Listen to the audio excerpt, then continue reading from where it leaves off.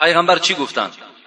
گفتند دیگر حقی که شوهر بالای زن دارد این است که از خانه شوهر، از مال شوهر، از مال خانه چیزی نه به خویش خودش، نه به خویش شوهرش، نه به همسایه ها تقسیم نکند تا اگر اجازت شوهر نباشد.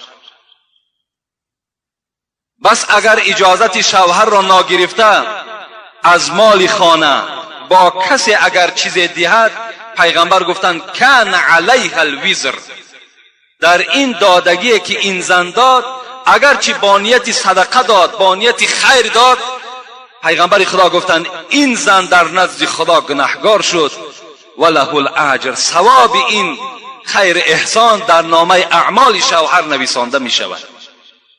زیرا که این زن به اجازت شوهر مال شوهر، مال خانه را با همسایه یا خویش قومیت شوهر یا از خودش تقسیم میکنه.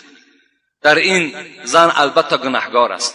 حتی رسول اکرم میگوید در دیگر حدیث ها که لا یحل لامرأة ان تطعم من بیته الا باذنه فان اطعمت بغیر اذنه کان علیها الوزر وله الاجر.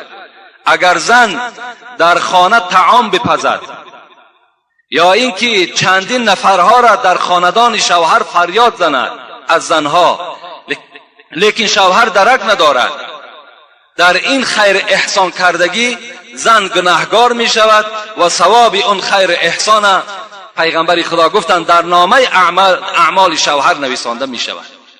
یعنی زنها هیچگاه حقوق ندارند حتی سوزن را از خانه به اجازت شوهر با کسی دهند. باید هر کاری که میکنن با اجازت شوهر باشد. پیغمبر خدا چه حدیث های مبارکی گفتند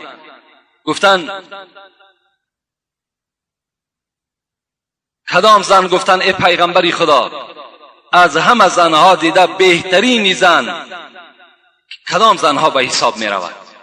پیغمبر خدا گفتند اذا نظر الیها زوجها سرته و اذا امرها اطاعته و اذا غاب عنه حفظته فی نفسها و ماله.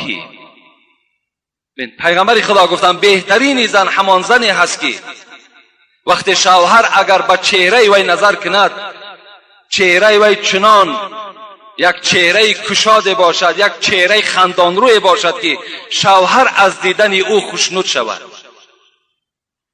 یعنی در چهره زن وقتی که شوهر نظر میکند خود عبادت است. وقتی شوهر به جانب چهره زن نگاه میکند، زن در این نگاه شوهر الله که ثواب میگیرد، با شرطی که اگر چهره زن خندانرو باشد، با یک دهان خنده شوهر اگر پیشواز گیرد.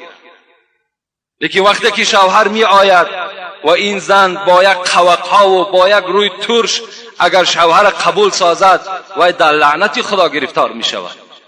زیرا سعدی را خدا رحمت کنند میگوید به زندان قاضی گرفتار به اگر در خانه بینی در ابرو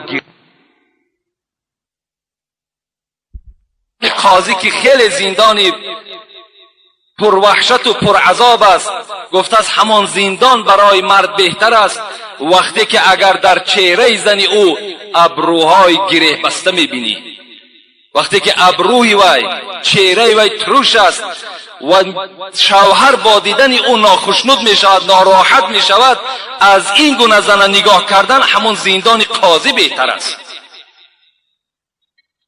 رسول اکرم گفتند بهترین زن همان زنی که با دیدن او مرد خوشنود می شود.